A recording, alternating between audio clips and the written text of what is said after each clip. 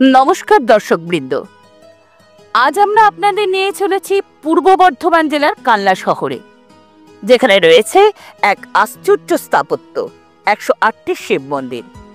এই মন্দির সমূহ নির্মাণ করেছিলেন বর্ধমান রাজবংশের মহারাজা তেজচন্দ্র বাহাদুর ১৮০৯ খ্রিস্টাব্দে। এই স্থানের আরেকটি নাম নবকৈলাস। এই ১০৮টি শিব মন্দির বিশেষভাবে দুটি বৃত্তে সাজানো হয়েছে। বাইরের বৃত্তে রয়েছে ৭৪টি মন্দির এবং ভেতরের বৃত্তে ৩৪টি মন্দির। প্রতিটি মন্দিরই আটচালা স্থাপত্যে তৈরি, আর প্রতিটিতে প্রতিষ্ঠিত আছে একটি করে শিবলিঙ্গ।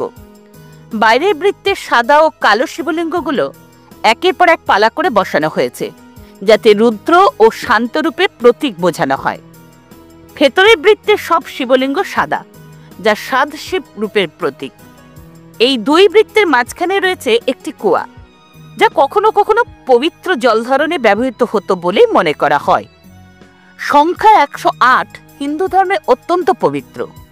এই সংখ্যা রুদ্রের ১০৮ নাম, ১০৮ উপনিষদ ও জপমালার ১০৮টি দানার সঙ্গে সম্পর্কিত।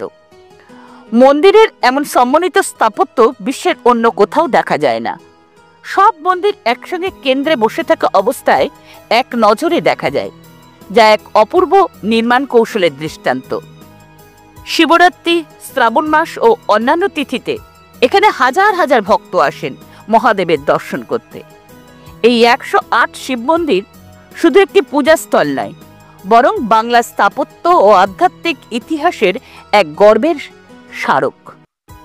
আপনাদের যদি কখনো সুযোগ হয়, একবার ঘুরে আসুন নবকৈলাস, কানলার এক অলৌকিক শিবনগরী থেকে। হর হর মহাদেব। देखिए